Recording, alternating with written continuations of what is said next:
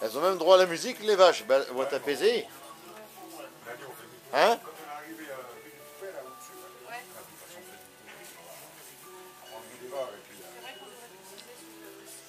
Donc vous arrivez, alors toute votre production de lait, vous l'utilisez pour la table ou pas, ou autre chose? Non, non, on n'utilise que la traite du matin. Et là qu'elles sont remises au champ, elles ont un peu plus de lait. Donc je transforme 300 litres. D'accord. Le reste va au tank. Ok. Le laitier passe toutes les nuits. D'accord, ok. Et ça va remonter jour. Ah bah non. D'accord. Ouais. Donc ça reste une production locale. Ouais, de lait à compter. De lait à compter. D'accord. On a le même cahier des charges parce qu'on était chez Perrin avant. D'accord. On n'était pas en comté, on était en Morbier parce qu'on était trop loin de l'atelier. Ok. Et on avait le même cahier des charges que le producteur de comté, de la comté. D'accord, ok. Pas d'ensilage, pas de produit de comté, pas de raffinage, pas... D'accord. Et donc là, vous avez toujours fait ça ou Non. Là, c'est d'abord une production de lait. Ouais, au départ, c'était donc au tout départ, ça a été l'exploitation de ses parents, mon mari. D'accord. Après, lui, il a repris en 84. D'accord. Toujours en exploitation lait à Morbier, chez Perrin. Et après, moi, je suis arrivée ici, on s'est connus en 2003. Donc depuis que je suis ici, moi, j'étais aide-soignante. D'accord.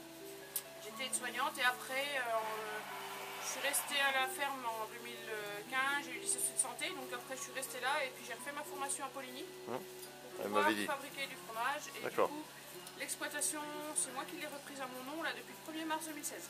D'accord. Mon mari est conjoint d'exploitant. Ok. Et puis après, ma fille va être en première année BTS pour après reprendre l'exploitation. Ah bah super, c'est bien. Voilà. D'accord. Donc elle est en BTS à Dalmarie. D'accord. Et du coup, moi je fabrique depuis février 2016. Oui. Ouais, c'est ça. Donc voilà, ça fait un an quoi, que la fabrication est en route. Okay. L'atelier, on l'a monté nous-mêmes. D'accord. Tout l'autoconstruction. On a fait tout par le biais du Bon Coin. On a essayé de faire un maximum. D'accord. Alors, par le Bon Coin, est-ce que vous avez eu l'impression de ne pas avoir assez d'aide, de subventions? Déjà, quand j'ai repris l'exploitation, moi j'avais pas le droit aux aides parce que j'ai plus de 40 ans. D'accord. Et du coup, faire l'atelier, ça demande un investissement quand même assez conséquent. Bah oui. Mettre aux normes et tout, c'est sûr que c'est un investissement. Du froid dans la cave et tout, c'est quand même assez spécial. C'est un froid statique, pas ventilé. D'accord, oui. Faut pas qu'il vole. Bien sûr. On avait un taux d'hydométrie. Pour faire un devis, on en avait eu un devis de 35 000 euros. Combien? 35 000 euros. 35 000 euros. Pour installer rien que le froid dans la cave. Et puis du coup, on a contacté, on est allé voir Yves Gauser à Ligny-la-Poligny qui nous a donné d'autres conseils. Et puis mon mari est très très bricoleur. D'accord. Donc on a fait par vous-même. Fait tout par nous-mêmes. Ouais. D'accord. Ok. C'est de la récup et puis avec la récup on a bricolé et puis ça marche super bien. Ma cave est toujours à 12-13 degrés. Voilà. Et dans votre projet, vous avez fait un apport financier personnel ou vous avez dû passer par des prêts bancaires? On a fait un prêt. D'accord. Les banques ont été tout de suite... Oui, bah oui, par rapport à l'exploitation où nous c'est du lait à compter. Donc il y a à compter. Oui, c'est ça. Il y a une paye de lait qui arrive quand même. D'accord. Oui, je pense que ce sont déjà en agriculture, quand tu passes en appellation, on est beaucoup plus protégé que de faire le lait à compter est pas malheureux. Voilà. Donc moi je pense que si Sarkozy est venu sur Poligny il y a quelques temps, c'est parce qu'il savait très bien qu'il n'allait pas se faire trop disputer par les agriculteurs sans faire de politique. Oui, quand on demande un prêt à la banque, on n'a pas de souci. D'accord. Bon. Donc du coup, tout notre atelier de fabrication, pour nous, il nous est revenu à 22 000 euros. D'accord. En faisant tout par nous-mêmes. Ok. Donc ça va, c'était quand même supportable. Ouais. Le froid qui était un but de 35 000 euros, rien que le froid, nous on en a eu pour 1 700 euros à faire nous-mêmes. Ça fonctionne. D'accord. Vous avez mis combien de temps pour lancer le bébé là? Entre le jour où... Le fait de faire nous-mêmes, ça a mis 2 ans. Avant que les locaux soient quand même opérationnels. Donc ouais, on a mis 2 ans à faire la construction. D'accord. Puis ce qui est intéressant, c'est que vous avez pu aussi avoir des soutiens techniques par rapport à l'INIL. Ils vous ont beaucoup aidé aussi et ça crée du lien, donc c'est bien. Technique, tout quoi, pour installer le froid, pour la disposition des locaux. Ouais, tout, c'est l'INIL. Heureusement que moi j'ai de la chance d'être à côté de l'INIL. Ma mise en route, ma première fabrication, c'est 2 professeurs de l'INIL qui sont venus me faire ma fabrication le premier jour. D'accord. Et là, le moindre souci, la moindre question que je me pose, j'appelle Jérémy Ouais, donc c'est vraiment ça a créé du lien. Depuis le début, vous avez commencé à faire votre formation. Ah oui, oui. Et puis un suivi, donc ça, c'est bien. On se sent pas seul, quoi. Ouais, voilà. Je me dis que je me fais pas de soucis. Je me dis si j'ai un souci au niveau de la... D'accord. Bon, on va voir la traite des vaches avec votre fille alors, c'est ça? Allez-y. Allez, on est parti. Avec Gladys. Et là-bas, c'est Gladys.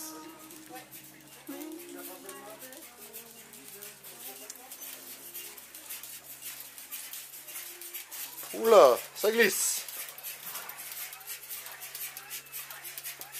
Alors Gladys, vous avez baigné dedans depuis toute petite, je suppose?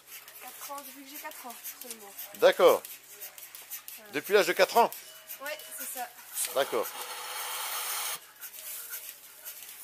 Vous avez connu la traite au pied manuelle? Non, c'était déjà la treilleuse, hein, je pense. Non, oui, c'était déjà la treilleuse. D'accord. Moi, je me souviens quand j'étais petit, mais c'était longtemps. Parce que maintenant, j'ai 48 ans. Je me souviens avoir été... Mes parents, ils avaient une ferme à côté comme voisin. J'allais voir le fermier et puis il trayait les vaches manuellement. Et puis des fois, j'arrivais à... Voilà, comme ça. J'arrivais des fois à 5-6 mètres. Il m'envoyait le pied. Je recevais une giclée de lait sur moi. Je me souviens de ça, c'était rigolo. Ah non, mais chez mes parents, on trayait déjà comme ça. Il y a un bout de temps qui doit arrêter. Alors, là, moi j'ai une collègue de travail qui était seconde cuisine au collège. Son mari était agriculteur. Il avait aussi des vaches. Il faisait du lait. Par contre, ils avaient un laboratoire qui était aux normes de chez Norme. Est-ce qu'aujourd'hui, on peut encore travailler comme ça? Dans une étable comme ça? Linéaire comme ça? Ou Bah, normalement, ça serait ailleurs que dans le Jura, on va dire. Oui. Ils interdisent la tâche maintenant. D'accord. Mais comme dans le Haut-Doubs, ils peuvent pas trop faire des étapes, ils peuvent pas faire des grosses structures. D'accord. Donc comme là, c'est encore autorisé. C'est encore autorisé. Ouais. D'accord. Parce que les normes européennes, des fois, sont tellement conséquentes que ça oblige les petites structures d'investir dans... Oui, oui. Mais le problème, c'est qu'après, du coup, les petites structures n'ont pas les moyens, puis du coup, elles ferment, quoi. Donc je trouve ça un petit peu scandaleux parce que... Bah oui. Bon, puis c'est pas pour autant que le lait est meilleur. Et je pense pas que c'est pour autant que les problèmes d'analyse, elles sont... Hein. Donc voilà, parce que vous êtes aussi amené à faire des contrôles, je suppose. Bah, une fois par mois, le contrôleur vient contrôler la traite du sang et la traite du matin. D'accord. Et puis après, il prend un échantillon par vache et tout part là-bas. D'accord. Puis on a 4 jours après, on a les résultats. D'accord.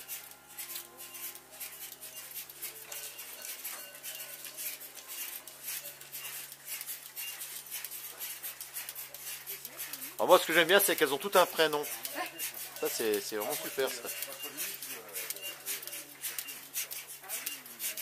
Bonjour, mademoiselle la vache. Donc ça, c'est Java. Je vous présente Java.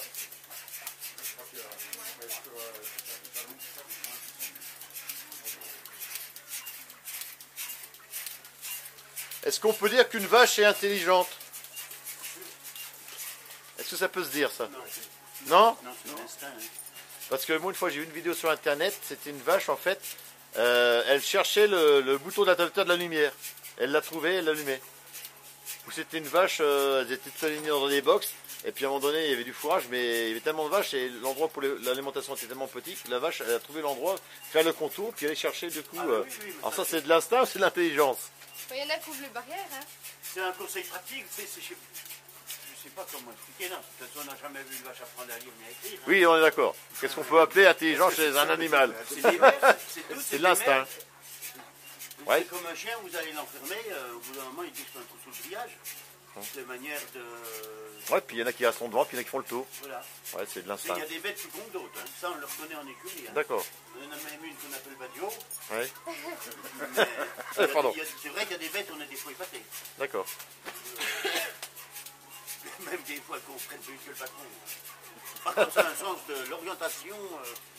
Une vache qui est passée dans un sentier une fois, vous la ramenez au bout de 2 ans, elle reprend. Hein. D'accord.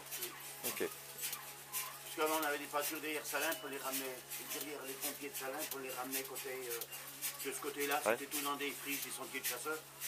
On avait une qui avait fait une fois le passage, quand on la remettait au bout de 2 ans, des bêtes taries qu'on déplaçait. Ça reprenait le sentier comme ça, il est allé tous les jours. Ça, c'est un truc. D'accord. Mais c'est un sens oriental comme les pigeons aussi. Ouais, c'est ça, c'est inné quoi, chez eux quoi.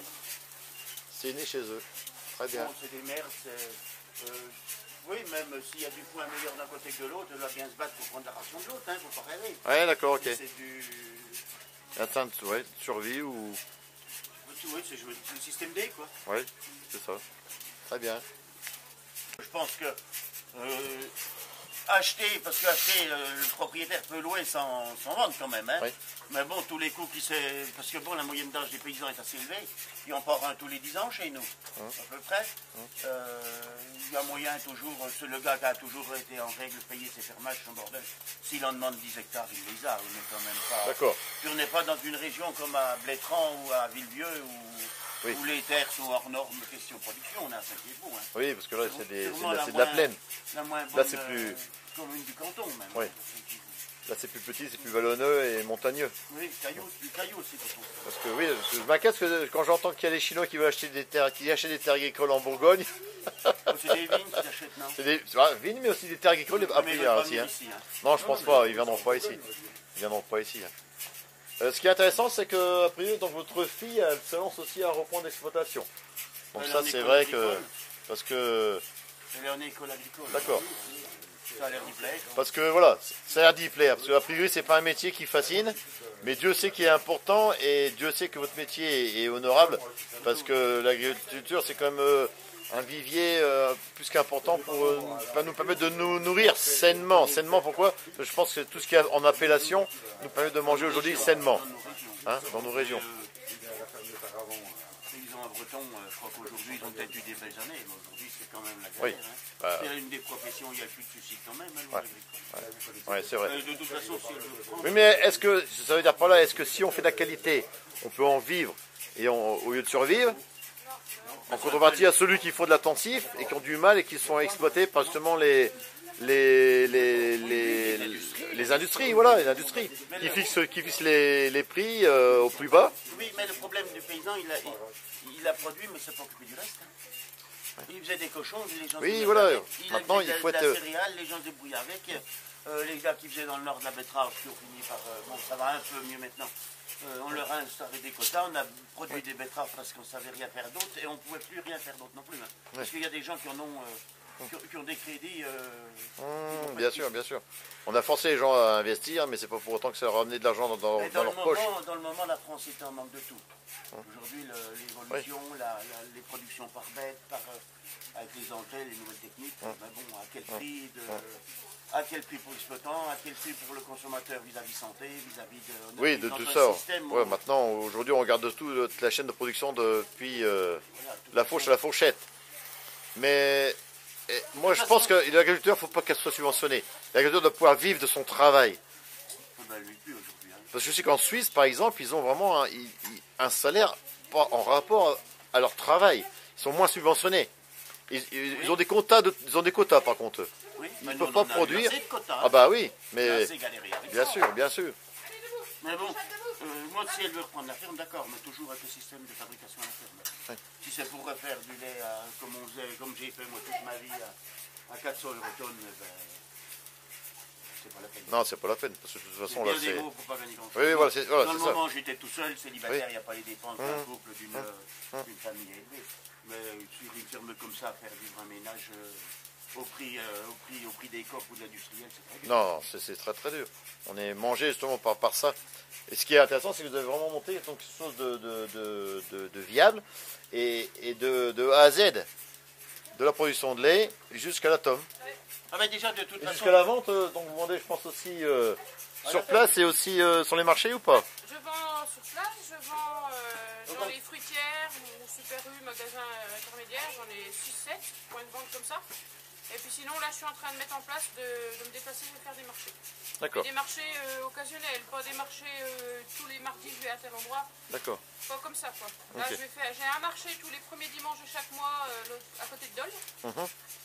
Et puis là, je vais faire tout ce qui va être des marchés occasionnels, c'est-à-dire des greniers et brocantes. Donc je m'installe, voilà, des choses comme ça. pour l'été, quoi. D'accord, ok. Les marchés de Noël. Et les clients, ils sont réceptifs, vous avez bien été accueillis, contents de pouvoir manger une production locale. C'est clair, ouais. Voilà, puisque de la tome du Jura, on n'en parle pas beaucoup. Hein. Et moi, je sais qu'à la cantine, j'ai du mal à en trouver. Alors, je suis vraiment content de vous avoir trouvé parce qu'on va pouvoir profiter à nos clients, à nos jeunes. Donc une production locale et une autre variété de fromage. Moi, c'est pareil, je me suis engagé aussi dans ma cantine de mettre que du comté, du morbier et les ordonniers de plus en plus. Je dépendais d'un groupement d'achat public pour acheter des produits laitiers de transformation industrielle. Mais franchement, rien que j'ai pu acheter un yaourt bio, par exemple, d'une marque que je ne vais pas citer, parce que je ne peux pas la citer, mais franchement, dégueulasse, quoi. Alors, acheter du bio qui c'est pas bon, je vois pas l'intérêt. Et quand tu achètes des yaourts de Lénil, là, au moins, c'est des yaourts à l'ancienne, comme je pouvais m'en souvenir quand j'étais enfant. Donc là, franchement, ça m'intéresse. Et vos tomes, quand vous êtes venus nous la présenter, c'est pareil. On a été très, très étonnés par la qualité, le goût qu'elle avait. Les profs l'ont très bien apprécié, parce que j'avais fait une enquête de satisfaction. Et c'est pour ça qu'aujourd'hui, je suis là vers vous, parce qu'on a vraiment envie de passer notre contrat pour continuer à travailler ensemble voilà, pendant pas mal de temps. Donc merci à vous. Merci à vous. C'est moi qui vous remercie. Voilà, très bien. Voilà, on va continuer donc. Les vaches sont en train de se faire traire. Donc du coup, ouais, pour vous dire, le lait il part là dans le pipeline. D'accord, on voit. Branché. Oui. Le pipeline va au bocal de réception. D'accord. Le bocal de réception, il y a un... Il est filtré déjà. Il est filtré. D'accord. Ouais. Papier. Et puis il y a un autre système de transfert inox, pareil, qui arrive au-dessus de ma cuve. Oui, voilà, c'est ça. Donc là, ma cuve est en train de se remplir. D'accord, ok. Voilà, les vaches se traient. Je surveille parce que moi j'arrête à 300 litres, donc parce qu'après c'est trop contraignant avec le décaillage et tout ça. Si c'est trop haut, ça va pas. Donc j'arrête à 300 litres. Donc là, j'attends que les vaches se traient et puis arrivé au niveau du litrage que j'ai besoin, je vais refermer la vanne pour que le reste du lait aille dans le temps. D'accord. Puis après, vous allez le mettre à chauffer un petit peu, je pense, pour. Il est déjà en train de chauffer. Ouais, parce que c'est un système de cuve que mon mari a fait lui-même. On a pris deux cuves inox qu'il a superposé. Et entre les deux parois, il m'a installé un circuit d'eau. D'accord. Avec un réchauffeur de piscine. Et puis ça, ah ouais, c'est vraiment. C'était de la débrouille, mais je vois que monsieur est agriculteur et je dirais même technicien, bricoleur. Non mais c'est là qu'on voit non mais on veut des fois nous parler de la France du bas. Mais je dirais que c'est plutôt la France du haut. Parce qu'on a affaire à des gens qui connaissent beaucoup de choses. Ben voilà, moi je vois mon collègue pendant question de cuisine, c'est pareil. Il connaît de nombreux domaines très diversifiés dans le bricolage. Et voilà. À croire au-dessus, c'est la sphère intellectuelle. Mais c'est pas pour autant qu'ils savent utiliser leurs mains, je dirais. Non, là c'est vraiment fait. C'est comme moi dans mon métier. Comment? Les fonds justifient aussi la manière de travailler. Hein. Aussi, c'est sûr. Ah bah quand t'as tout en claquant des doigts, c'est facile, hein. Mais c'est sûr. On va très bien. Continuons. Merci bien. Je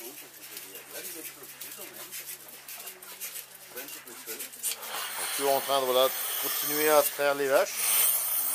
Ils sont très dociles, hein. Ah oui, très dociles.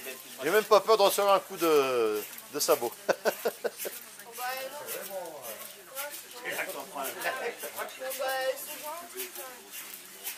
Je vais même finir par avoir des remords malheureusement, quand je passe par mon... J'ai aussi un éleveur en bio-limousin, à Saint-Bonnet-en-Bresse. Et on abat donc des génisses à peu près 6-7 par an. Et aujourd'hui, c'est vrai qu'on fait aussi des menus végétariens à la cantine. Ça fait depuis 3-4 ans qu'on en fait un par mois. Et là, j'ai donc des élèves de Lénine qui sont en licence pro restauration collective, qui m'ont travaillé pour me faire un menu par semaine. Donc à partir de la rentrée, là, après les vacances, on aura un menu végétarien par semaine. Parce que voilà, demain on va être nombreux sur Terre, et puis avec les changements climatiques, l'agriculture va peut-être aussi devoir s'adapter à tout ça. Et puis manger trop viande n'est pas bon non plus. Hein, ça reconnaît c'est une toxine. Donc voilà, il faut apprendre à manger aussi différemment. Donc on fait des menus avec des apports de protéines végétales. Et c'est aussi la diversification. Hein. Après je suis pas non plus végan parce que non. Végan, je ne suis pas végan, il faut manger de tout. Hein. Mais c'est aussi pour la culture de nos élèves, culture d'esprit aussi, je dirais. qu'on peut aussi manger différemment et avec des protéines végétales. Mais c'est vrai que quand moi j'utilise la viande que j'achète, c'est pas compliqué. Quand j'ai acheté, groupement d'achat public, on doit acheter dans des grandes quantités dans un respect du code du marché public. Donc, on avait de la viande qui provenait d'un producteur, d'un grossiste alimentaire, qui nous donnait de la viande d'origine Union européenne, allemande et Pologne. J'avais beau mettre tout l'amour que je voulais pour le travailler, j'en trouvais 50% à la poubelle. Aujourd'hui, quand j'achète du local, c'est 10% à la poubelle. Et en coût, comme je valorise tout de A à Z, aussi bien la viande, les os en faisant des fonds de sauce, les abats, les tripes, je fais des fricassés de bourguignon, voilà, avec les abats. Et ben les tripes aussi, du coup, en faisant ça baisse mon coût. Je suis à peu près à 7,50 €, 7,80 € en fonction de la bête, de sa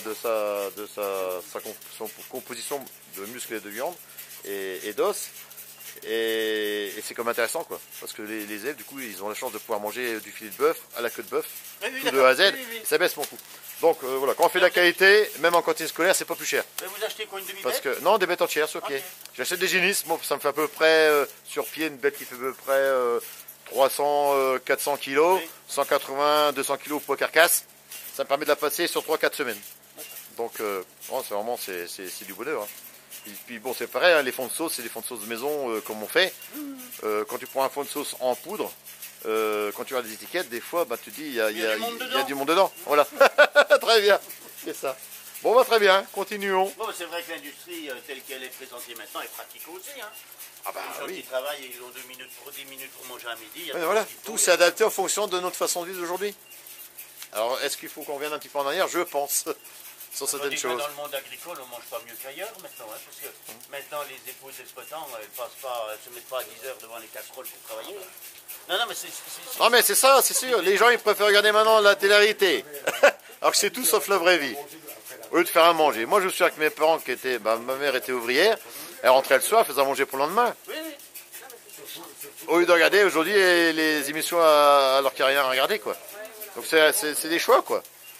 Mais est-ce que c'est mon choix? Non, je pense qu'on oublie déjà de regarder la nature. Les gens ne regardent même plus la nature. Et puis, il faut revenir vers l'agriculture. Vers la nature, c'est ce qui nous permet de vivre et de survivre, quoi. Ok. Très bien pour ça. Oh oui. Ah bah là, on voit la cave d'affinage. Là, c'est en train d'affiner, oui. C'est un peu... il y a de la condensation parce que à côté c'est chaud. Donc, Très bien.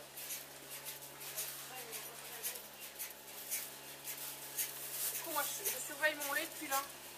Là, il y a de la condensation parce que le lait il arrive chaud quand même. Et ma cuvée est chaude. Donc, je vois ma quantité de lait là. Je ne vais pas avoir grand chose. Si. Parce qu'il y a très peu à réchauffer du fait que le lait est chaud. Pour la fabrication, voilà. Un système de chauffage, mais c'est surtout de la maintenance. Vas-y, je vois. Du coup, moi je surveille depuis ici. Je sais que quand elle va être à peu près au niveau on stoppe. Du bout de ma canne, eh ben, je vais aller fermer ma vanne. D'accord. Ça me permet de faire autre chose. Parce que des fois, c'est moi qui traite. Donc je traite et en même temps, ça arrive le lait, donc je surveille. Quoi. Deux choses en même temps. Ouais. Comme les cuisiniers. Voilà. Un cuisinier, s'il fait une chose par chose, il est mal. Hein. Surtout chez nous, parce que dans une cuisine à 90% fait maison, faut pas mettre les deux pieds dans le même sabot. Hein, hein Frédéric? Toi qui viens d'arriver.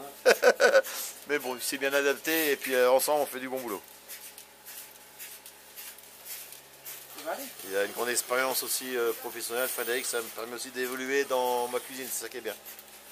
La cuisine, c'est le partage, c'est la transmission. Comme ici en fait. De père en mère en fille, c'est super. Non, il m'interrogeait, puis j'avais la canette de la vache dans la main. Alors, ça fait, à 7 h du matin, ça fait mon gel de pression. Ça sera plus vite fait qu'à dormir le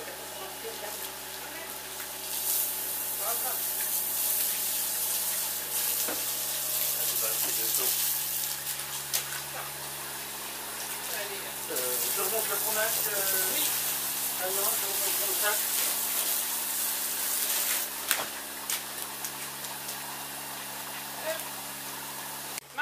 Martine. Elle est ensemencée le lait. D'accord, très bien. Les bactéries d'ensemencement, il faut qu'elles se réveillent avant de se se mettre en route. Donc du coup, ouais, je vais se fermer. Hop. Hop, je vais déjà prendre la température dans mon lait. J'ai pas besoin d'attendre que ma quantité de lait entière soit dedans pour enfoncer, comme il faut qu'il se réveille avant de... D'accord. Comme un levain. Voilà. Non? Comme pour le pain, presque, on dirait. Comment? Comme pour le faire du pain. Ouais. D'accord. Il faut qu'il monte à combien de lait? Il faut que je sois au minimum à 32 pour l'ensemencer. Après, moi, je monte jusqu'à 37 avant de... C'est chiant, les lunettes. Ouais. 30 centimes, en plus. Comme quoi? Comme ça marche bien. Ouais, C'est la moitié. Donc là, Martine, on va mettre combien de litres de lait? Là, il va y avoir 300 litres de lait quand je vais m'arrêter de... D'accord. prendre. Ouais. Et ça va vous permettre de faire une tournée? Ouais, ça fera à peu près 18-20 heures, ça dépend de la matière protéine qu'il y a dans le lait. D'accord. Et puis ça, du coup, c'est jamais constant parce que le lait évolue en fonction des saisons, en fonction de la qualité du fourrage qu'elles ont assimilé. Vous changez les vaches de champ de temps en temps, donc c'est pareil, il y a plus ou moins de pissenlit, plus ou moins de choses. Donc la tome, elle joue aussi en fonction de goût, en fonction des saisons. Ouais, mais là, comme depuis qu'elles sont au champ, les tomes sont bien plus jaunes que cet hiver. D'accord.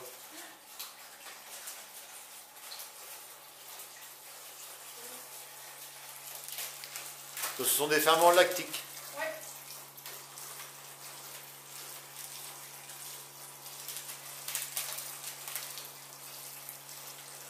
Donc c'est un sachet pour 100 litres. D'accord. Un peu de cuisine. Voilà. Je touille.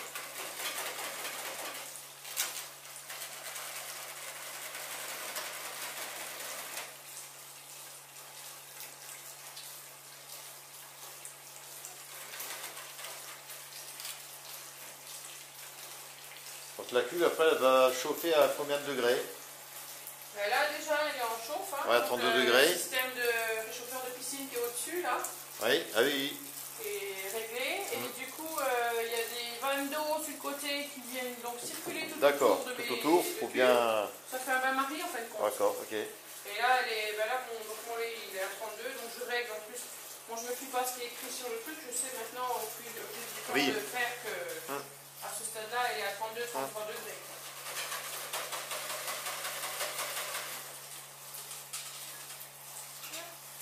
Alors une fois qu'on met les levures, je mélange.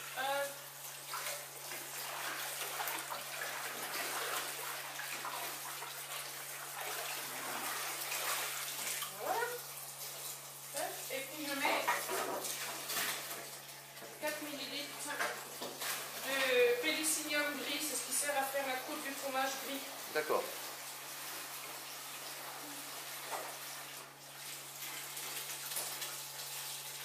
Ça, c'est des ferments d'affinage.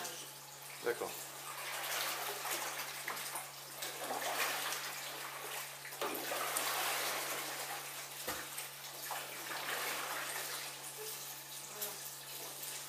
Alors, auparavant, vous étiez aide-soignante, c'est ça? Oui.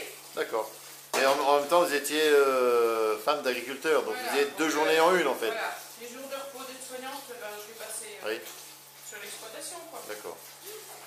Donc l'adaptation s'est fait toute seule, en fait. Oui, puis je suis petite fille d'agriculteur, donc... oui, vous étiez dans le bain. J'étais déjà dans le bain depuis un moment. Vous avez d'autres enfants? Oui, j'ai une autre fille de 23 ans qui est dans la restauration. Elle travaille à Cœur de Blé à Besançon. Cœur de Blé. Ouais, ils font cafétéria à l'intérieur du Carrefour à Valentin. D'accord. Et ils ont un autre petit salon de thé Cœur de Blé en ville. Et ma fille est donc responsable de celui-là. D'accord. Et ils ont une petite fille. Ok. Elle avait fait l'école hôtelière, non? Non, du tout. Non, elle Tout était terrain. à la C'est bien. elle était coiffeuse à l'origine. Ah ouais. Et puis elle a eu son bébé entre temps, donc du coup, D'accord. elle a arrêté.